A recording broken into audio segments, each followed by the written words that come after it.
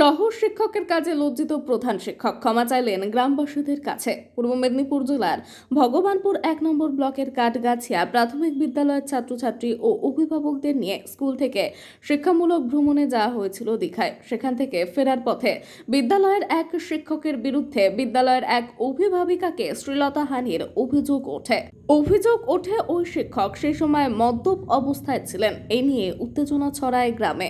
গ্রামবাসীদের তরফে শিক্ষকের বিরুদ্ধে অভিযোগ দায়ের করা হয়েছে সংশ্লিষ্ট বিভিন্ন মহলে। গ্রামবাসীদের তোলা সেই সব অভিযোগ স্বীকার করে নিলেন বিদ্যালয়ের প্রধান শিক্ষক জয়দেব দাস সহ শিক্ষকের এমন কাজে লজ্জিত প্রধান শিক্ষক ক্ষমা চাইলেন কাঠগাছিয়া গ্রামের বাসিন্দাদের কাছে। বিষয়টি বিডিও, স্কুল ইন্সপেক্টর, প্রাথমিক শিক্ষা সংসদের চেয়ারম্যানকে জানানো হয়েছে বলে জানান কাঠগাছিয়া প্রাথমিক বিদ্যালয়ের প্রধান শিক্ষক।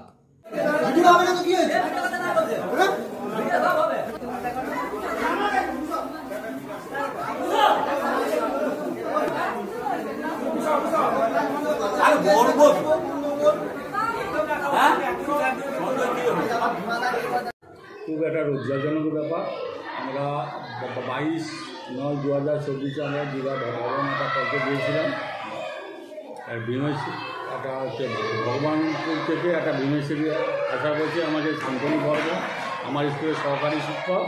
ইনি মদ্যপান অবস্থায় অভিভাবিকাকে একজন মারপিট এবং ঠেলাঠেলি করেন। তারপরে আমাদেরকে শিক্ষক শিক্ষিকাকে দিয়ে গালাগালি করেন। আমরা না বলতে আমাদেরকে খুব গালাগালি বললেন। অভিভাবক এবং গার্ডিয়ানরা একটা দাঁড়িয়েছিলেন, তাদেরকে উল্টাপাল্টা মদ্য অবস্থা প্রচুর গালাগালি দিয়েছে। এই সহশিক্ষকের নাম কি বললেন? শান্তনু বর্মন। উনি কত বছর এখানে কাজ করছেন? শান্তনু বর্মন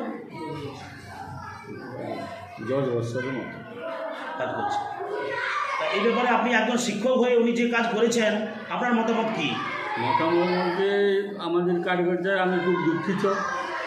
আজকে কাঠগড়া আমরা একটা তুলোর আইটেম একটা করেছিলাম, তাই লজ্জিত। কাঠগড়া গ্রামবাসীর কাছে আমি ক্ষমা পাচ্ছি। হচ্ছে শান্তনুবাবু রবিবার একটা ট্যুরে যাওয়ার পরে সোমবার মঙ্গলবার ইনি বিদ্যালয়ে অলিখিতভাবে স্কুলে আসেন না। বুধবারে স্কুলে এসেছিল। তা গার্ডিয়ান, অভিভাবক সবাইও গেছে, ইনাকে একটা হচ্ছে প্রতিবাদ করে।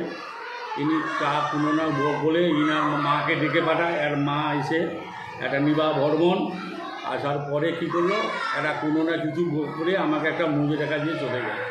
আমি এই বিদ্যালয়ে স্কুল আর আসবো না কোনো দিন।